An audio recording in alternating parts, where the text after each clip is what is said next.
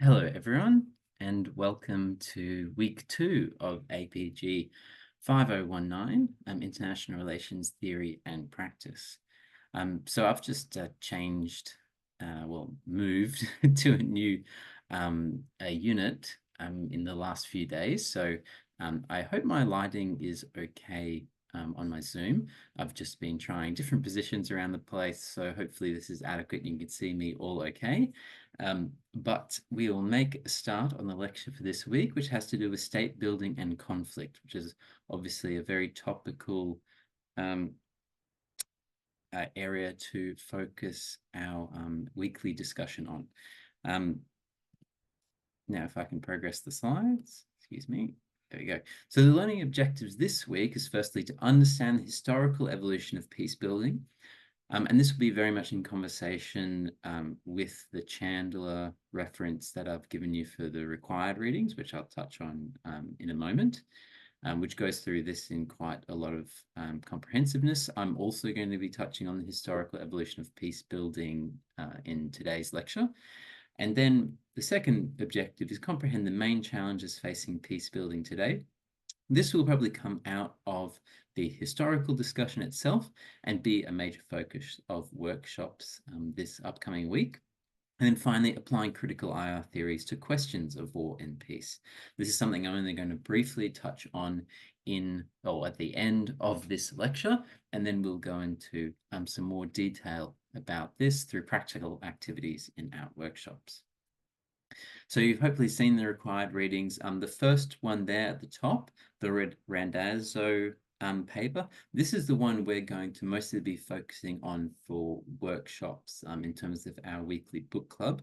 So please make sure you read this one because we'll discuss it in quite a bit of detail.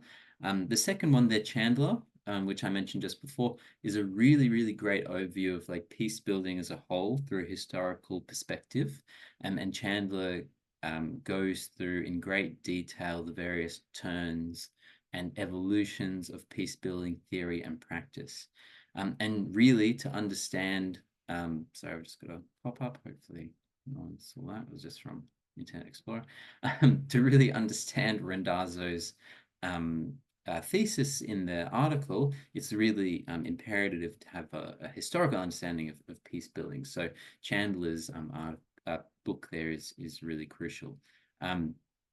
Obviously, I've been mean and allocated a whole book, but it is quite a small one, and I mean just read as much as you can.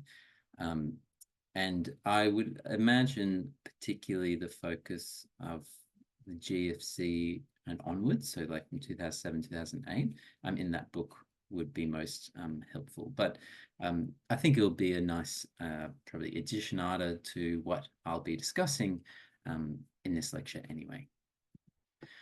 So we're going to start with just defining some basic terms first, and very simple one, what is peace building and or what is state building? So these terms have both interesting definitional differences as well as historical differences. So often you'll read books or articles use peace building and state building either as shoe-ins for the other. So, without distinguishing which is using them as meaning the same thing. But then other places make distinctions about exactly what that is. Because firstly, if we understand peace building in a very broad term, this is simply just to build peace. What exactly that entails does differ based on the historical circumstance, based on the particular theoretical perspective of the peace builder. But this is very broadly what peace building is. And we'll go into a little bit more about detail and breaking these terms down even further within peace building. Whereas state building is something that has, really, if we're correctly going to use the term, has historically developed at a particular point in time where it was necessary or seen as necessary by peace builders to construct a state.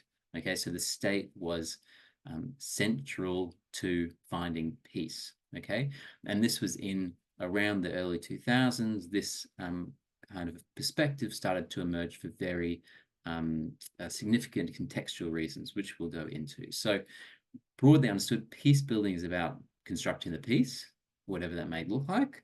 whereas state building is about constructing a state towards the aim of fostering peace. Okay, so these are very crucial distinctions where the state building emphasizes and has the need for a state there to do the peace building or to facilitate it or be involved in some crucial manner, whereas peace building doesn't necessarily have to emphasize the state. Okay, so it's a kind of a broader term where state building is kind of under the umbrella of peace building. So we have to also ask ourselves, like, what are the actors involved in peace building? So, if we're thinking about a conflict like in Russia and Ukraine, for example, we have to think, well, who are the actors involved in this peace building? If, obviously there's not a lot of peace building going on at the moment in that conflict, but if we're going to talk broadly about a conflict and we can hypothesize what peace building between Russia and Ukraine might look like, we might think the actors in the conflict are the ones who are involved. So the actual, state governments or their representatives from states in interstate war would maybe be involved in peace building. More commonly, especially after the 1990s, some of the most common actors in peace building are the ones of international institutions. So we think about the United Nations as an obvious one. We might think of regional bodies such as the EU, for example. And there's a whole host of international actors, whether it be NGOs, other international organizations, even sometimes international or multinational corporations can also be involved in peace building more broadly. And one of the most important actors involved in peace building, which has erstwhile been ignored in the literature and in practice, are the international financial institutions. So I'm only kind of emphasizing this at this point, and I'll probably bring them up as we go, because my particular research interest is in the influence of international financial institutions, and that usually relates to the World Bank and the International Monetary Fund as kind of the prototypical international financial institutions, and that's otherwise shortened as IFIs. The IFIs have been crucial to peace building really for quite a long time, starting in the early 1990s, but have increased their importance to really outstanding proportions in the last few years. There's something like 30% of the World Bank's money they disperse to countries is focused on fragile and conflict related scenarios, while the IMF and the World Bank as well have created specific strategies to finance and influence economic reforms during all stages of peace building and active conflict. So these are really significant actors which contribute not only huge amounts of money, but political economy changes within a country, either in conflict or in post-conflict. But really, there hasn't been a lot of theoretical work on the role of the IFIs or international financial institutions in war and peace, and there certainly hasn't been any major perspective on the practical impacts of their engagement. So this is something I will talk about more extensively, specifically in the workshops this week, but I will kind of highlight the role of the World Bank on one hand and the IMF on the other, with the International Monetary Fund, and their role in questions of war and peace during this lecture. Because, to ignore actors, and especially actors as significantly as this, there's going to be less chance of being able to build peace.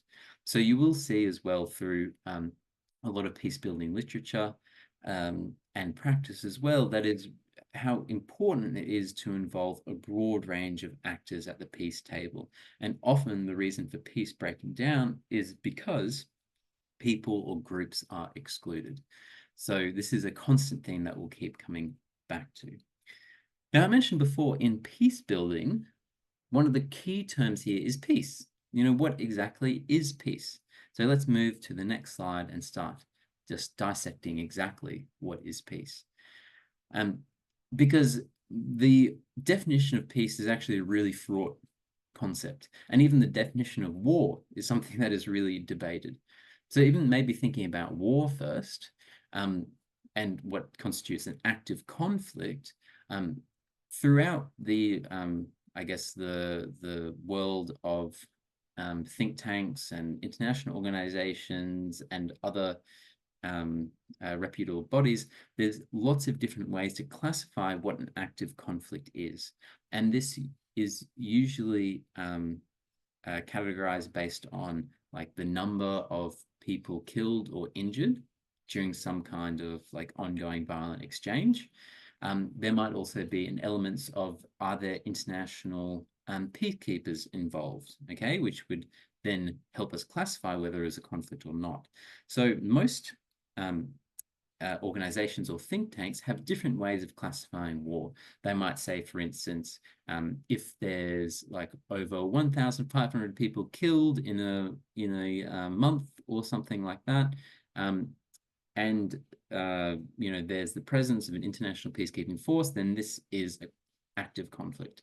Some other classificatory systems don't need the requirement of international peacekeeping force, because obviously if you think of some conflicts today, there's, sometimes impossible to have any peacekeeping force there. Okay, so what I'm trying to make the point of here is that understanding what active conflict is actually not that easy. For instance, like, do we classify the so-called counterterrorism actions by the Colombian government as and the kind of violence that happens between the drug traffickers and other individuals in the drug trade and the Colombian government as an active conflict, or is it something else? Okay, so it's obviously quite a high amount of violence. There'd be certain numbers of people killed and hurt during that engagement between those different parties. But would it break a barrier, whatever analytical barrier we set for it to be an armed conflict? Okay, so you can see that there's kind of firstly, difficulties in classifying what an armed conflict is. Something needs to sometimes have a quantitative level of certain violence. It needs to have some qualitative dimensions to classify something as an armed conflict, as opposed to just social instability or generalized violence. And this has really important practical aspects too, because a lot of organizations will perform their activities in certain countries in a different way based on whether there's an active conflict or not. An example that I have just used before with the international financial institutions, they will have certain policies when engaging and lending money to a country in active conflict, which would be totally different to a country which might just be experiencing social instability or engaging in a counter-terrorism operation, for example, or whatever some kind of violence might be called. Okay, so this classification between what is active conflict and what is not has real-world impacts in terms of like how organizations and individuals and others approach that particular country or area. So that's active conflict. And I'm really laboring this point too, because I used to work as a conflict analyst at the International Institution of Strategic Studies, which is a think tank based in London. And so we would comprehensively kind of analyze different conflicts, and my particular interests there were in Ukraine and Myanmar, and we'd count, how many people were killed, how many were injured, which we would then feed into a database, which would help us classify whether it was an active conflict or not. And a lot of different organizations around the world relied on that database to make their own policy determinations. So these seemingly mundane questions are really important. So that's conflict. Now, peace is probably an even more difficult question or thing to describe. So I've written here on the slide that maybe the easiest analytical way to think about peace is whether peace is negative or whether it's positive. So, and there's no real, I guess, normative implication as to which is negative and which is positive. But a negative peace is seen as, and maybe what would be best described as like a mainstream peace. Okay, so like the normative way of understanding peace. So a negative peace is the absence of an active armed conflict.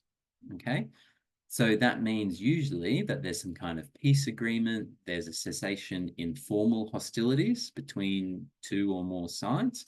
So there's a negative peace, so which means there's no formal fighting, okay? And that's the kind of where the level of analysis stays, okay? The parties have maybe agreed to a peace agreement, no formalized fighting. We have a, again, what everyone in the world would probably say, a peace, okay?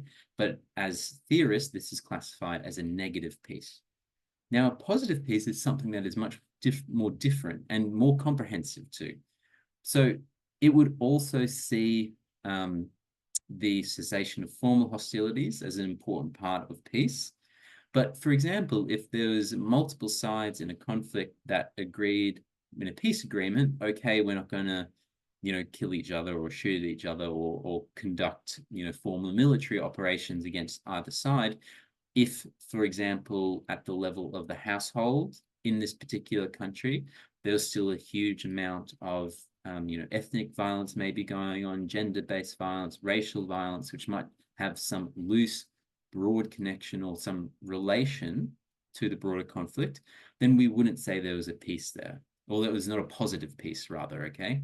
So there's still violence occurring at the level of households, even though the formal parties have a peace agreement. It doesn't seem like there's any, formal fighting. There might still be violence in the household, violence in the street.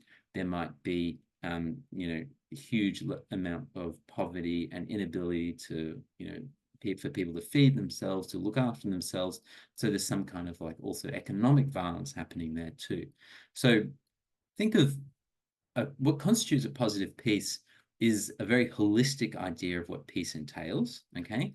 And it says that you can't have peace while there's still, violence on the street, violence in households, violent economic relations, all these kind of what we might call micro aspects of peace. It's not only about the formal parties agreeing to peace. We have to look deeper than that. And you can probably tell through this description already, and this is thinking about our international relations theory glasses, is that negative peace is something usually that realists and liberal analysis will be most concerned about. Okay, so they'll be looking at the formal parties to a conflict, make sure they agree a peace agreement perhaps, or analyzing their actions to determine whether there's peace or active conflict. Whereas more critical theories focus not only on that, but also on whether there's opportunities or the possibility for positive peace. And this has obviously been criticized as positive peace being relatively quite idealistic in this current day and age, because arguably there's not many countries around the world that would have this positive peace where there's no violence in the household, there's no lack of violence on the streets, people can meet their everyday needs and requirements. So this is obviously something that you might say is aspirational, but it also really helps us get down past the formalized appearance of conflict to understand not only the relations or impacts of that formal conflict at so-called lower scales of analysis, such as the household, the street, the community, but also makes us think, well, how do those aspects of everyday violence contribute to the formal violence between two or more warring parties, okay? So this goes back again to that kind of dialectical philosophy that I mentioned in week one, where we're not just seeing separations between different scales of analysis, where there's a national thing happening here, a peace agreement between warring parties, there's community stuff happening here, then there's household things happening here as well. They're all interconnected, right? So for instance, there's been a lot of really excellent feminist research which has demonstrated how gender-based violence in the home has actually contributed to the continuation and prolongation of wars between parties at the national level, okay? So these are interlinked, all right? We can't understand one without understanding the others. So we'll talk a little bit more about how different IR theories think about questions of war and peace at the end of this lecture. Well, I'll really kind of just do a very brief overview, because this is something I really want to try to burrow into more in the workshop itself. So these are, the very I guess, technical yet important discussions about how we classify war and peace. So now we're going to touch a little bit on the history of peace building. Now, generally, what we understand today as liberal peace building. So liberal peace building is the hegemonic or dominant approach to peace building, which is more or less understood as constructing a negative peace. Again, like I mentioned in the previous slide, to ensure that there's no active conflict between parties, peoples, groups, whatever it might be, but with a very liberal framework. So this sees firstly the sanctity of the individual, the pursuit of best interests, and the kind of, I guess, coherence as well as legitimacy of a liberal market-based economy. Okay, so it's these kind of principles of liberalism infused in peace building. So that broadly means that when liberal peace builders look at a situation of violent conflict, their main goal is to ensure that two or more parties come together, stop the fighting, and then the next problematic as well, how do we rebuild this society as a liberal one, okay, to mirror the other Western industrial liberal states, okay? So this is again very broadly what liberal peace building is in our kind of modern era. It looked a little bit different in previous times. So most people trace the ideas of liberal peace building back to Kant, and then it's built on through various scholars since then, even with Hegel contributing as well. But we're going to focus more on the modern idea of liberal peace building, which also could be termed neoliberal peace building. So the idea of creating peace through the precepts of neoliberalism, which is ensuring a market-based economy that the state has, as I guess, constrained control over, where individual subjects are able to meet with each other in the market, create contracts, exchange goods freely, and that there's no barriers to trade. Okay, so very broadly understood, this is liberal or neoliberal peace building. Now, it only really kicked off as firstly an approach, and then an entire industry in the 1990s. Now, I want you to have a think about briefly before I answer this question, why did liberal peace building become I guess, obvious approach and then a huge industry in the 1990s? Okay, what happened before then? Like, why wasn't liberal peace building, such a hegemonic or dominant approach? And if you all at home have thought about the collapse of the Soviet Union, you'd be absolutely right. So before the early 1990s, when there was still very much a bipolar world of the United States and their allies, kind of versus, I guess, the Soviet Union and their allies, there wasn't any real political possibility for peace building full stop, whether it was liberal or not, okay? So peace building was a really difficult, tortuous, and highly political thing to do, because generally, around various countries in the world during the Cold War, there was very much a lot of hot wars, okay? So in various countries, there were usually two or more different sides to a conflict, which with opposing parties being sponsored either by the Soviet Union or the United States. So there's firstly a really polemicization of the conflict between two major superpowers localized in a particular nation state, usually in so-called developing countries.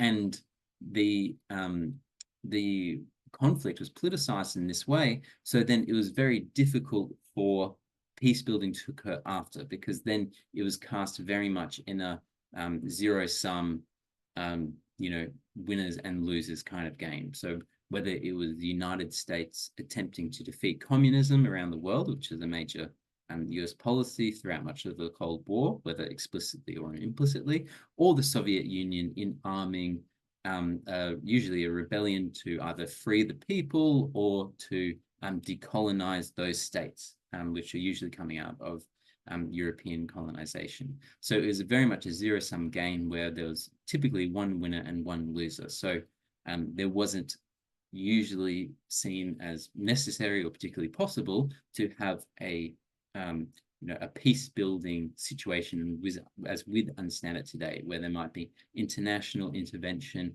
which would try to mediate a conflict between multiple sides and stop violence. So in the 1990s, this became possible because of the collapse of the Soviet Union. And so I have a question there: is how liberal was it?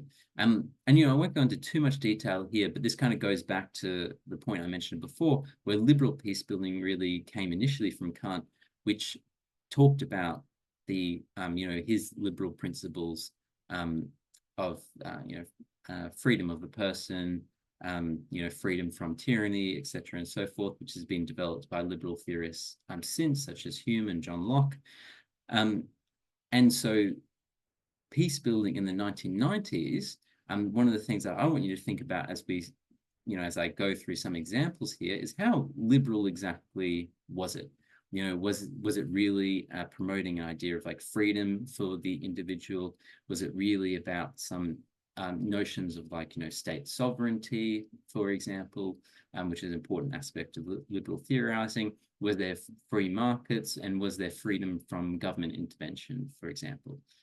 Because what I might argue is called neoliberal peace building is quite a lot different from so-called liberal peace building, and it has gone through a lot of different evolutions, okay, especially by the 1990s. This was at a particular crossroads of history, which importantly saw the dissolution of the Soviet Union, so the collapse of the Berlin Wall. This also kind of heralded the end of, well, I guess the ending of this development doctrine called the Washington Consensus. Now, this is something we can, obviously talk a bit more about in workshops if this term isn't something you're familiar with from your previous studies. But during the 1970s and 1980s, particularly, if countries, usually, again, developing countries, wanted to get money to be able to, support their industrialization, because many of these countries are coming out of colonialism, they had no money or, ability to build their own economy, they needed to borrow money from other places. So some of the organizations around the world, and particularly the World Bank and the International Monetary Fund, would loan money to these countries to help their development. But they would do so on the basis that that country borrowing money would restructure their economy based on their ideas of best practice. And those ideas of best practice in the 70s and 80s in particular were called the Washington Consensus. And this refers to a consensus which is shared by policymakers originating from Washington. So both the World Bank and the IMF have their headquarters in Washington. Obviously, that's where the US government and the US Treasury is located. So it was the ideas that they all shared in a normative sense as being the best things for developing states to do to grow their economy. And the Washington Consensus kind of involves some very liberal ideas, such as marketization, so opening markets up, creating markets and things. So, for instance, in this country, and it's obviously changing a little bit now, but the state provides education. So there's provision of the state, or the state provides education. Whereas the Washington Consensus would say you should marketize this sector, which means let the market decide education or provide education. So you can also see this in private schools in Australia. This is what the private sector looks like when it's providing education as compared to like the state sector, for example. And so there's marketization as one point of it. Liberalization was another pole of the Washington Consensus, which is that all states should destroy their trade barriers that they have with the outside world and just let goods and people flow freely. Okay, this is broadly liberalization, but we have to also remember that this is mostly related to just goods, more or less. And, the rules for developing countries and so-called developed countries were very different on this point, but, it's neither here nor there at the moment. But this is mainly for goods, but not for people. Okay, so typically, and well, sometimes it was for people, but it just kind of depends exactly who those people were and what other countries could use those people. Again, we can go into that a little bit further. So there's marketization, liberalization, privatization is another key aspect of it, where the idea was that the state should sell off its state assets, and that the private market or private operators would be more efficient at actually like using those states to provide services. Okay, so these are some of the tenets of the Washington Consensus, which is similarities to what we might call liberal economic philosophy. So at this stage, at the start of the 1990s, the Washington Consensus was slowly going out of fashion, mainly because there's huge amounts of critiques made against the Washington Consensus by not only international organizations, but developing countries as well. And there were major reports written which showed that these policies created appalling developmental outcomes in the countries that they were applied, and very little economic growth or development was had by those countries when they were applying these policies. So there was less and less favorability of these Washington Consensus principles than there was before. However, having said that, in the early 1990s, when peace building started to become an idea to pursue, the Washington Consensus was still the de facto way in which societies were seen to, needed to be built. One of the first conflicts where the liberal peace building approach was applied was in El Salvador. So this was more or less, just to put it very simply, a country where the government was engaged in armed combat with a resistance rebel group, which is representing the peasants and the landless class of peoples in El Salvador, and who are striving for equal rights, access to land, and other economic and political measures. So this is a conflict which was ongoing during the 1980s, but it was in the 1990s that the conflict, in the early 1990s anyway, that the conflict suddenly exploded based on a surprise rebel attack on the government. So at this stage, it was really interesting because both the World Bank and the IMF were loaning money to the El Salvadorian government, which a lot of scholars have argued allowed that the El Salvador government to propagate its war and purchase more military materials to fight the rebels than it otherwise would have, which was obviously not the purpose of the development funds itself. But eventually there came to an agreement between both the El Salvador government and the armed rebels, which is mediated by the United Nations in one of its early experiences in peace building, and an agreement was reached. And then at this stage, this was then when what we might call the post-conflict moment. And again, thinking about, as when the scholars analyzing this situation, this is a negative peace situation. There's been an agreement concluded between two parties in this particular war. And so then liberal scholars and realist scholars will say that anything after this stage is so-called post-conflict. So the conflict's ended, we're now in the post-conflict period, okay? And this is when the international organizations such as the IMF, such as the World Bank, such as even agencies of the UN would then start engaging with the country to help their development, okay, in this post-conflict moment. They normally wouldn't actually try to lend money or help with development when there was actually a war going on, okay, because that'd be crazy because of such a situation of heightened violence. Although just keep that in mind because that changes radically later on. Now, with the post-conflict El Salvador, which is very interesting about this particular example, was that the United Nations were attempting to negotiate more political and economic concessions from the government for the rebels and the supporters and the rural supporters of that particular cause. And there was a program called the Arms for Land program. So this is where the UN kind of mediated an agreement that the Salvadorian government would give land to peasants in the rural countryside if they gave up their weapons. And so they started doing this. But then, interestingly enough, on the other side of this kind of peace building area, the economic side, the World Bank and the IMF were saying to the El Salvadorian government, no, you need to privatize the land, okay? You can't be owning any of that land to be able to give it out to anyone, okay? Because this is, again, they're approaching this particular development context from the principles of the Washington Consensus, so the government shouldn't have their hands in any kind of, owning a land or even giving it away. So this created a very interesting and bad dynamic where the economic requirements on El Salvador from the IFIs said that no, you can't actually take forward those political commitments agreed between the warring parties under the auspices of the UN, because that's bad economic management. So the El Salvadorian government stopped doing that land for arms program, or when they did, created a lot of strenuous conditions for the peasants who took upon the land. And then what happened, there was a resurgence in armed conflict.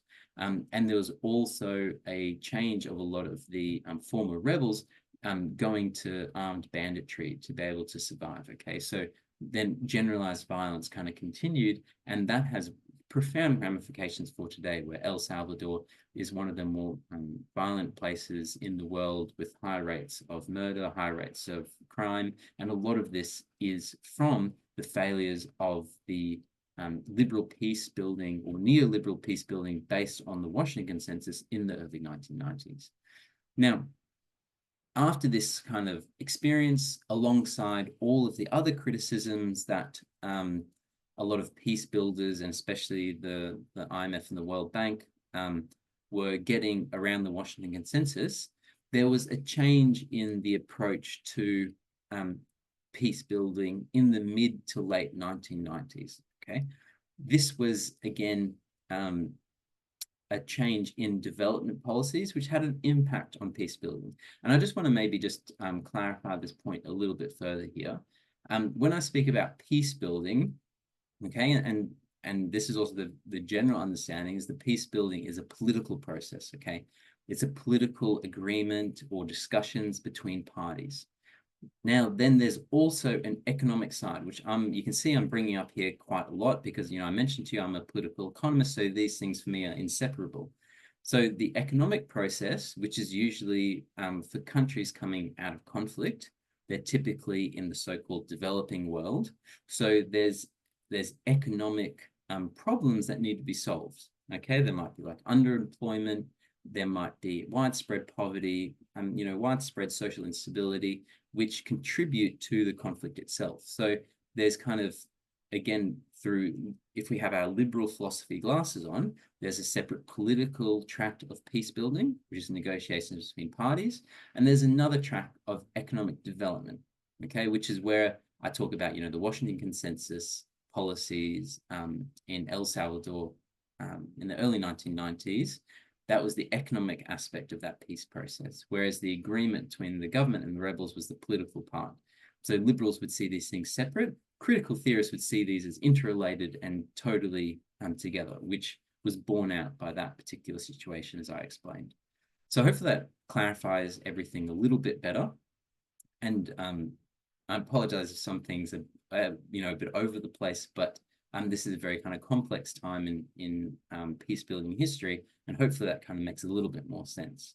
But as I mentioned before, in the mid to late 1990s, there was a widespread recognition that, firstly, political peace building wasn't going very well.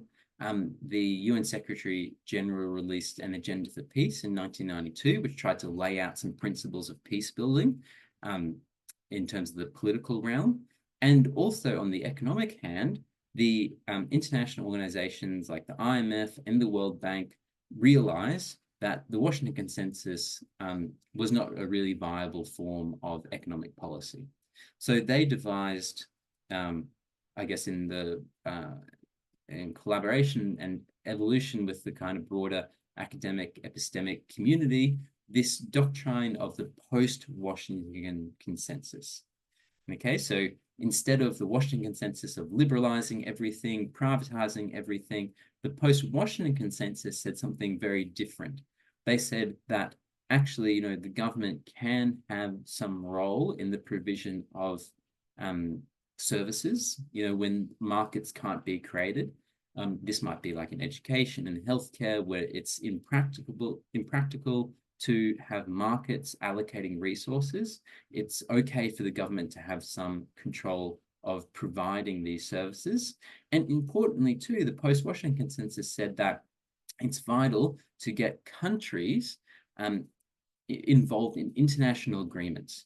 So we need to get developing countries into the World Trade Organization, into international agreements governing trade and economic relations, because then it will help set best practice through this integration into broader international liberal structures. Okay, so this is kind of very broadly the post-Washington Consensus. You can think of it as not being so dogmatic about free markets, but seeing a little bit of a role of the state and particularly international bodies. I'm just going to put my light on because I can see my face is a bit dark. I hope that fixes it a little bit better. So this is kind of the doctrine of the mid to late 1990s in terms of development economic approaches, and the kind of political aspect of peace building was still being refined at the UN. Now, one of the major conflicts which flared up was in Bosnia. So after the collapse of Yugoslavia, lots of the separate Slavic states emerged, one of them being Bosnia, and that was involved in kind of a complex war between Serbia, Croatia, and then other various groups within the former Yugoslavia region.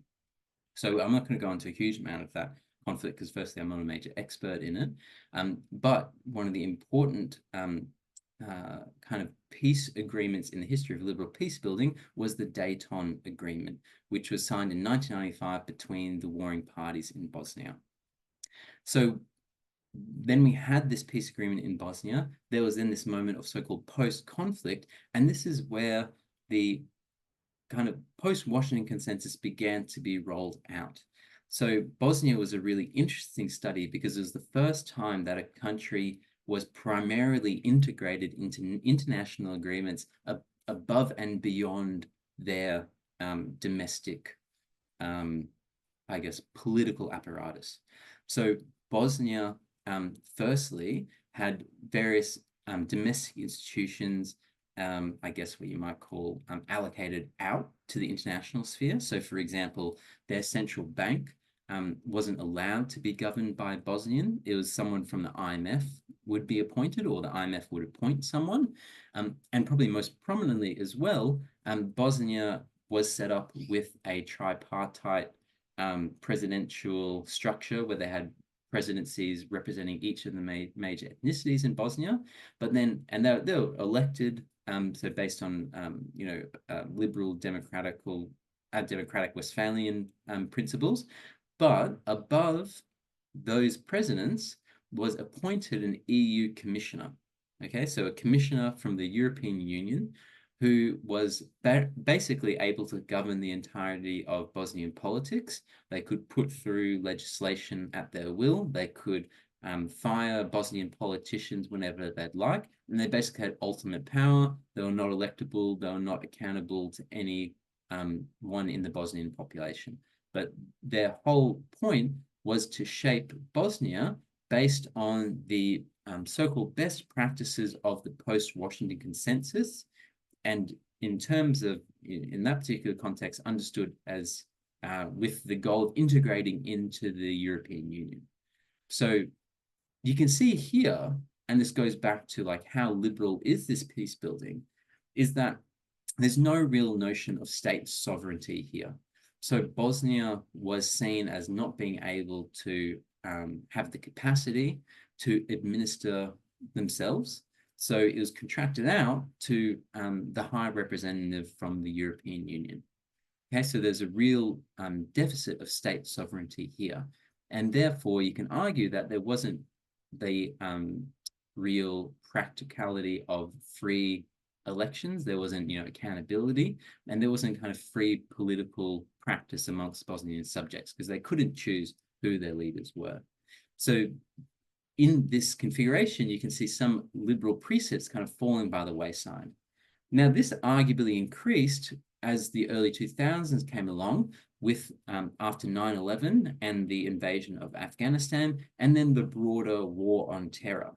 This started to be the point in time where a lot of theorists were saying there's these fragile states out there that don't have the capacity or ability to manage their affairs, okay? And instead of aiming for full sovereignty, they should aim for something like maybe a shared sovereignty with international partners. Or another term used by a very famous theorist, Krasner, that they should have straight-jacketed sovereignty. So they are integrated into international agreements governing like economics, politics, whatever it might be. And so that population doesn't have the ability to choose their political apparatus or how they want to conduct politics or economics in that particular country, but it's determined by the international sphere.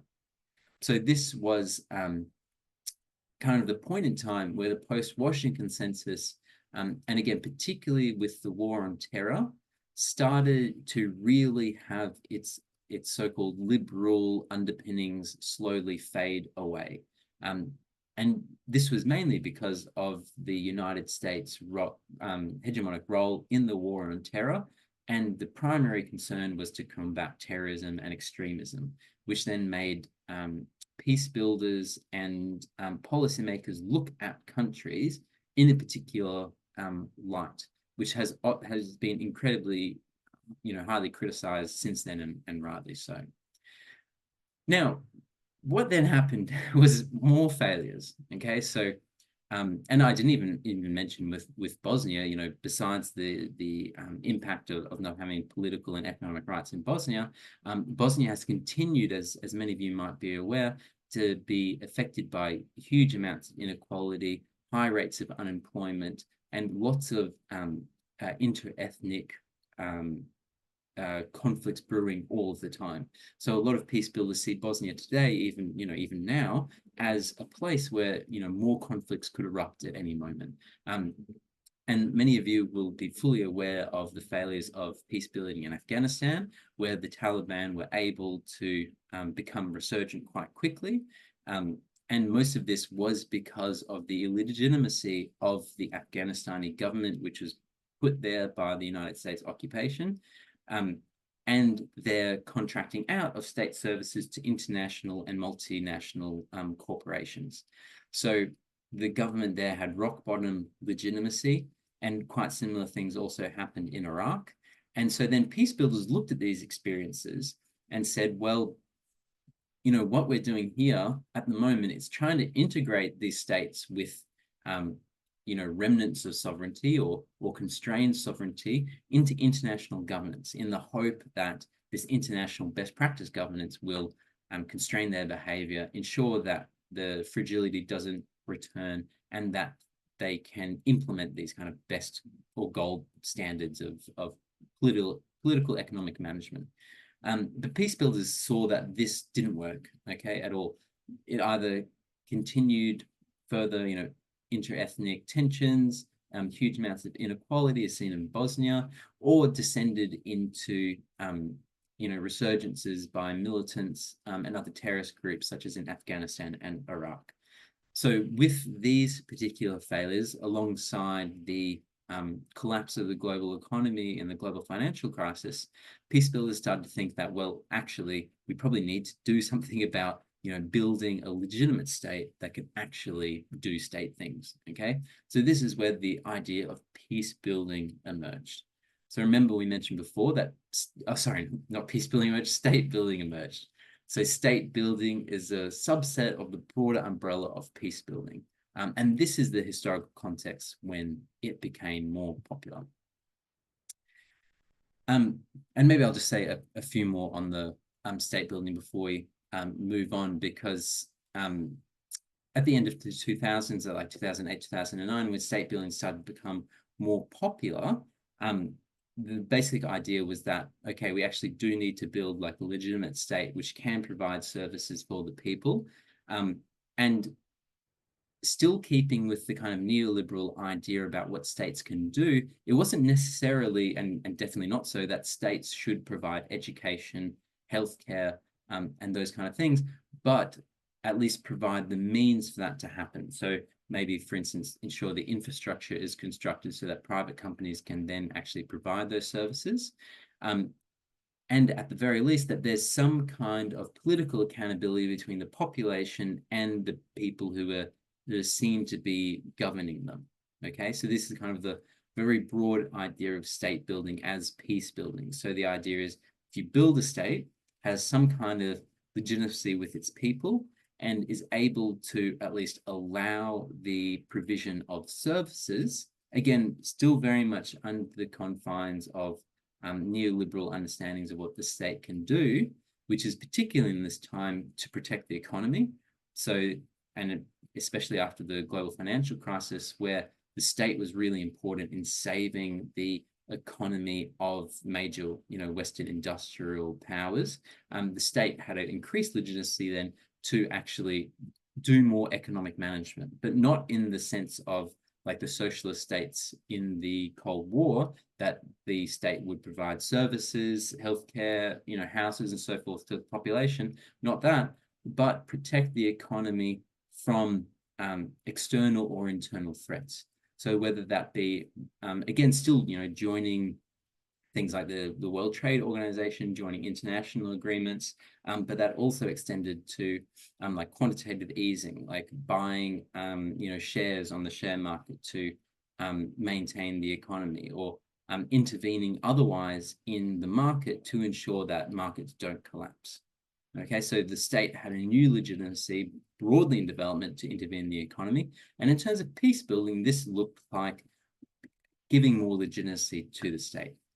Now, things did kind of quickly change since then, and a lot of this was based on the scholarship of a lot of critical theorists, because previously a lot of peace building was seen as what was called linear approaches, that, we'll get this country which is in conflict, we'll organize and negotiate some kind of peace thing.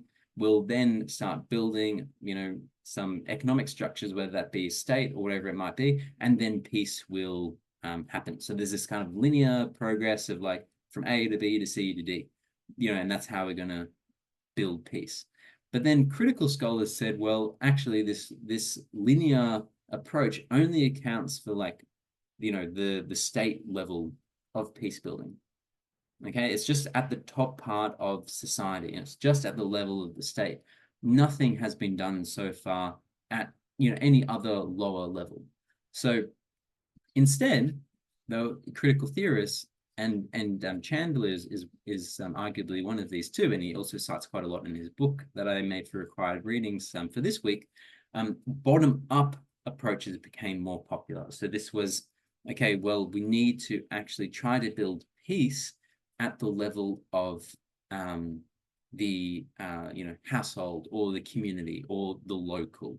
And this contributed to one of the important critical theorists here, Brewer, called for a local turn in peace building. Okay, so we need to look at the everyday people and how they live their lives, what violence they experience, what hardships they experience, and how can this inform peace building. So this translated, this is called various things like bottom-up peace building, the local turn, everyday peace building, ingenuity peace building. And you can see also, I think, other readings by, oh my God, I forgot the name, Randazzo. Randazzo also talks about this quite a bit in their piece. Now, the critical kind of evaluation of this local turn was that peace builders had realized that at this stage, that building the state and broader economic structures, weren't enough. Violence continued, and that it was important to govern people at the everyday level. So connect those broader structures of power to the everyday and still construct liberal subjects. Okay, so previously, the peace building done at the top part of society, where we're building states, we're building institutions, that kind of liberal ideas didn't trickle down, as it were, to the common population, so-called common population. Okay, they mightn't have turned into so-called liberal, rational, um, uh, people who go about and meeting their own individualistic interests. So the idea now for the local turn was, well, we need to actually construct those people. We need to govern them to make sure that we have these liberal subjects. So the problematic was still actually exactly the same. There was still a focus on ensuring a liberal or neoliberal political economy and state, but the focus was on, well, let's get in at the I guess, everyday or local level to ensure that. Now, by 2015, so this is a few years on after these developments and after these practices, were being applied around the world, again, with very variable results. The context of the global economy was still that there was continued stagflation. So that means there was broadly, inflationary dynamics across the world, which meant that like people's money weren't as valuable as it was before. So it made cost of living more difficult, which created strife. There was also stagnation in economies. So economies weren't growing very much, outside of some exceptions. This created a lot of instability in 2015 and also was a major factor amongst many other things in the eruption of the Arab Spring across the Middle East. So this was a really important turning point for a lot of peace builders, and especially a major peace building organization such as the World Bank openly kind of wondered to themselves, like, how is all this instability and violence happening where, some of these developing countries still have had some growth, over the last 10 to 20 years.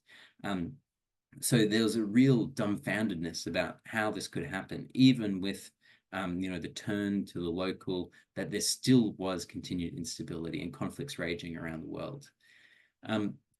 Now, the next few points that I have here is a real focus on the World Bank and the IMF, because really at this stage, the World Bank especially put themselves forward as kind of the primary peace-building organization in the world. So obviously the UN is involved in most political negotiations, but in terms of its knowledge output, in terms of its activity, and in terms of the money it contributes, the World Bank began in around 2015 to be the primary knowledge center of peace building globally. Okay, so these next few points on the slide deals with, well, how did the World Bank, and the IMF usually follows the World Bank, so we'll just, when I mention the World Bank, assume it's both of them, how they started to approach peace building differently from 2015 onwards. Now, importantly, in 2015, with this continued instability around the world, continued impoverishedness of millions of people, and the failure of the Millennial Development Goals, there was the agreement of the 2015 Sustainable Development Goals at the UN. So this was charting a new course, and I think until 2030, about what areas we need to focus on to, ensure development. Now, the World Bank and the IMF had a very, very important contribution to this agenda, and, critically, you might say they hijacked it, and they released a paper at this time called Billions to Trillions, or From Billions to Trillions, and this was seen as the Billions to Trillions agenda. So they kind of intervened in this debate about the Sustainable Development Goals and said, well, look, states around the world can't afford the kind of, elaborate, widespread goals that all UN people are giving them. Where will that money come from? And again, they didn't really think about their own contributions to hollowing out states over the last 20 or 30 years in terms of their development policies. So they ignored that, but said, where is this money coming from? And in Billions to Trillions, they proposed, well, the private sector is the only one who has the money to be able to firstly fund development and also fund peace building programs. Okay, so prior to this, the private sector hadn't really been seen as a major actor in peace building. And, offhandedly, they were there in development, and a lot of development policies were benefiting them, such as the Washington and the post-Washington consensus, but they weren't really seen as a major primary actor. But in the Billions to Trillions agenda, the World Bank said we can change the billions that the UN may have organized for development into trillions by mobilizing the private sector. And if we can make the developing and even conflict context kind of safe for them to operate in, then that country will experience private sector development. They'll experience more money, a booming economy, and they'll increase development for everyone. This was further elaborated on in the 2017 Maximizing Finance for Development. So this kind of went past the principles of just rhetoric of saying, you know, we should do this. And this is when the World Bank and the IMF actually employed strategies to minimize the risk for private business to operate in developing context, to operate in conflict context. So more or less, this is so some examples of this would be like ensuring that the state, you know, in a developing country, the state provides guarantees for the private sector.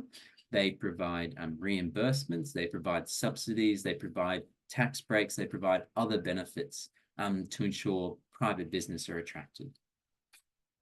Now, this finally, well, critical scholars have said that this finally kind of concretized or was formalized in a new consensus by 2020, by when the pandemic hit.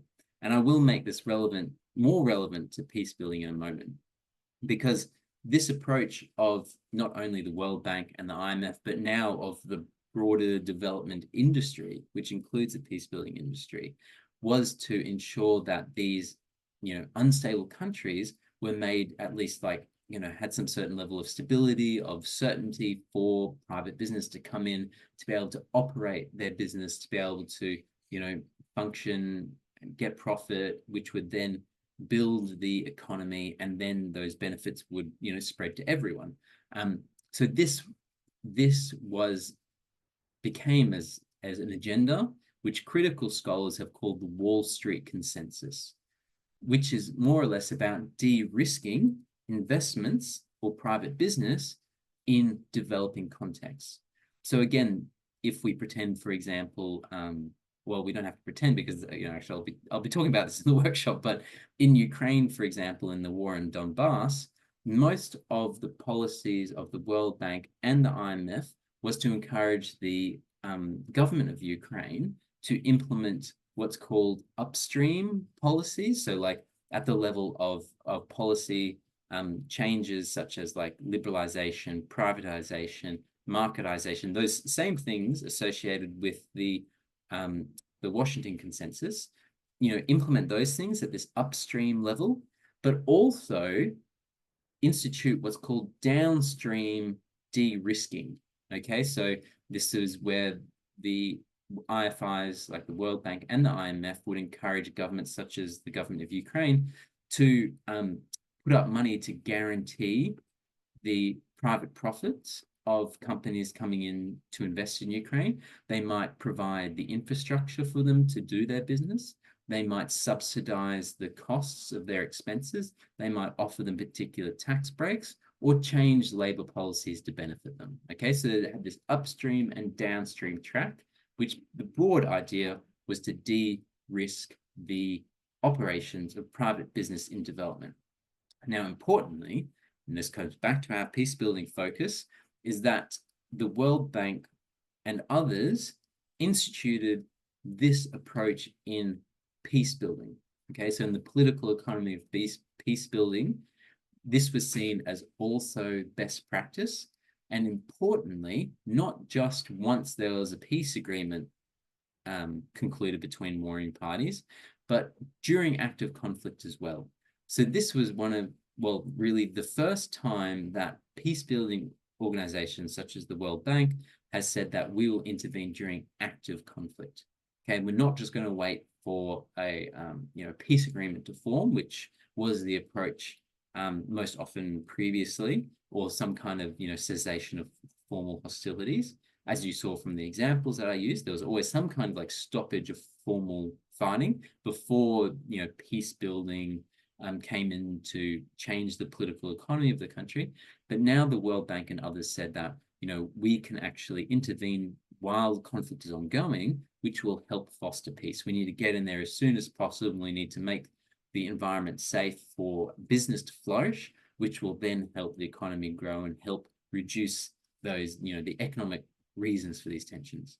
So this is the Wall Street consensus. And for anyone really interested in this, really this kind of the critical analysis of this doctrine has been furthered by Daniela Gabor, who is a really wonderful theorist who looks at the Wall Street consensus, and particularly how it applies to green finance as well.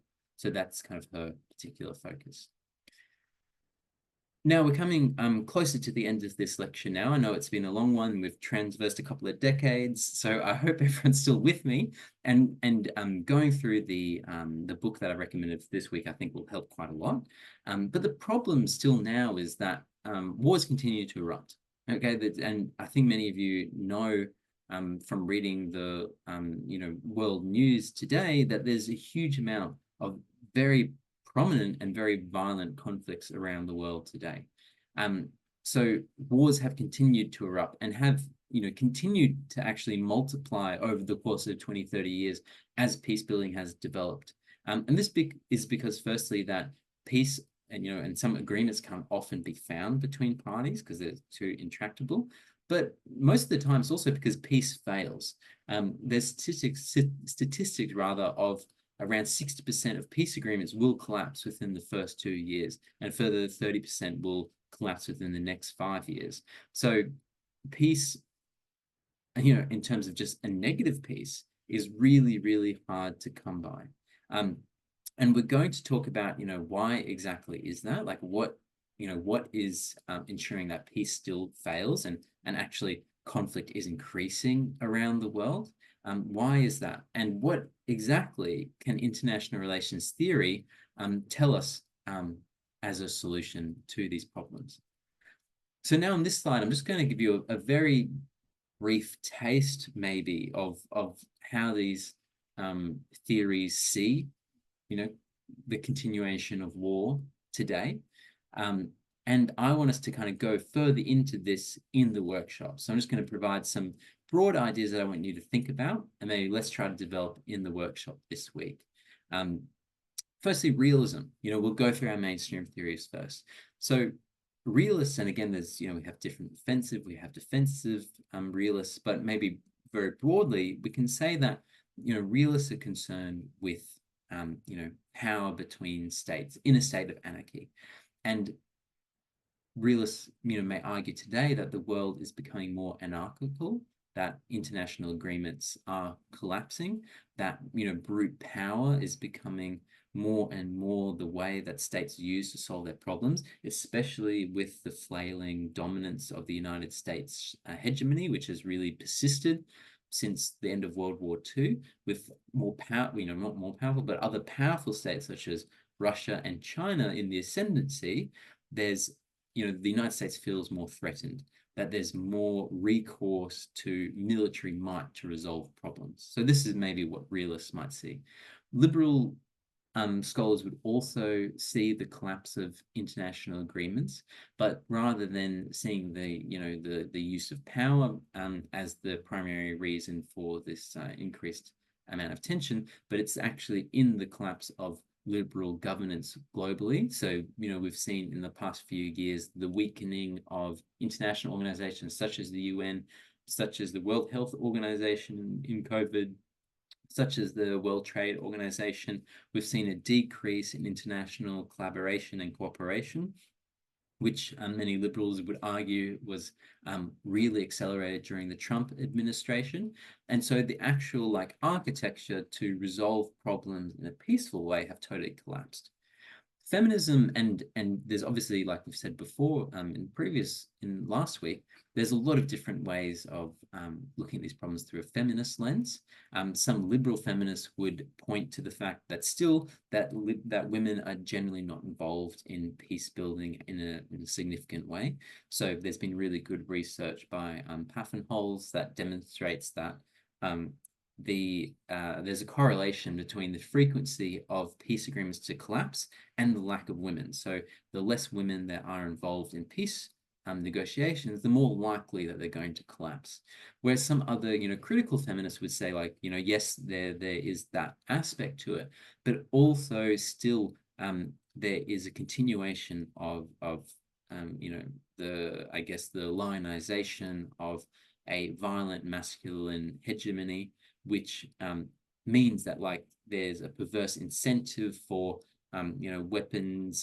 weapon companies to produce weapons, to promulgate war, because of this kind of masculinist drive for conflict and urge for power.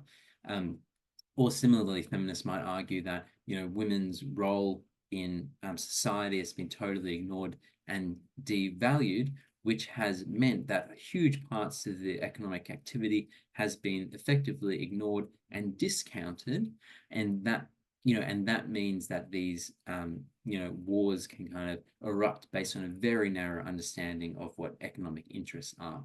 And they would also see the continuation of violence in a particular context as being related to this, I guess, delegitimization or devaluation of women's role in the home, in the community, in society more broadly, which has allowed domestic violence to increase, economic inequalities to worsen, and all these other aspects which we associate with this idea of the positive peace. Whereas Marxism would see the world, and again, and I'll keep emphasizing this point, there's lots of different ways of analyzing this through the Marxist lens, but one aspect would also accord somewhat with the realist perspective and see that the weakening of the global hegemon or the global imperialist, the United States, has meant that other challenges are erupting from around the world. And this increased tension is perhaps a new emergence of a jostle of power between imperialist nations, such as China, such as Russia, for example. Another or a different Marxist view would be a little bit more dialectical and look at, for instance, the social forces that are interacting in the world at the moment. So look at things like, what are the production relations operating in this world at the moment, right?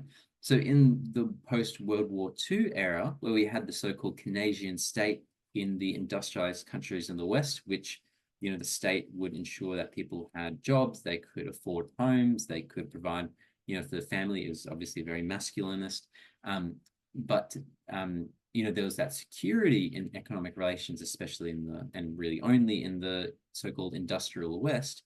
This has now changed, gone through a couple of changes to now, where most people around the world are quite insecure in their jobs. Even if you work full time, it's incredibly difficult to purchase a home in a lot of places in the world. It's difficult to buy things. There's a lot of people who are unemployed. There's a lot of people in flexible labor. So that industrial workforce has changed quite significantly. And with that particular change in social, or in production relations around how things are made, then that obviously changes the pressures that are on the state, for example, which, for instance, might breed more people who are disillusioned, disaffected, angered by the prevailing capitalist system, which would then increase, radicalism, for example, which then has an impact on the broader global order. So there's a Marxist perspective here too. Finally, neo-Gramscianism, and this again, we mentioned last week that this integrates not only the Marxist concern with productive relations, and well, it doesn't really, I guess, doesn't usually typically get into the reproductive relations which feminists look at, but neo-Gramscians see that those productive relations, but also see the importance of ideology to create a hegemonic world order. And neo-Gramscians have an interesting perspective, which is also, again, related to the ideas of realism and Marxism, that the imperialist core is weakening, but they go a little bit further and understand it not just as a state, like the United States is weakening in its global dominance, which might be an argument, but they see it as a hegemony. Okay, so, and I think many of you will understand this, it's not just the United States, the state, which is powerful with its military, with its economy and such, but it's actually the cultural dominance. Okay, so the ideas of what is normal, the ideas of what is common sense, being very much influenced by this liberal hegemony, which is more or less perpetuated now by the cultural dominance of the United States, whether that's through, the media industry, through film, through television, whatever it might be. There's a hegemony that's manufactured there, which is now starting to weaken. Okay, so these ideas of common sense, which proliferated previously under US dominance, is starting to fade away.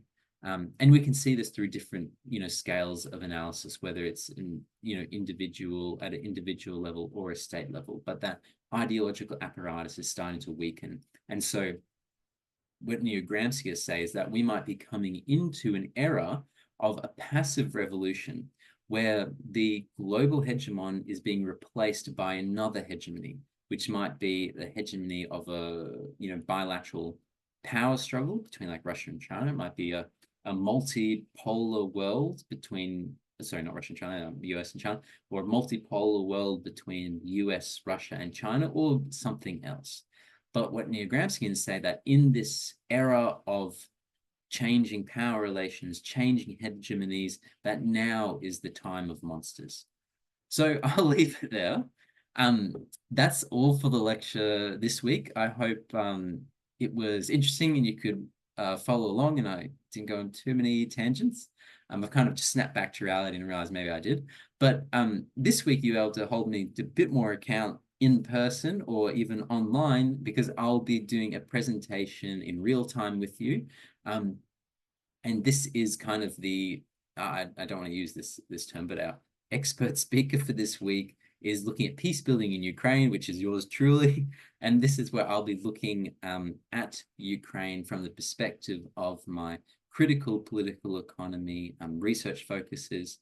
And the title of the presentation will be War in Ukraine, from Reform to Revolution to Rupture, where I'll be going through the political economy of Ukraine from the dissolution of the Soviet Union up until the Revolution of Dignity in 2014.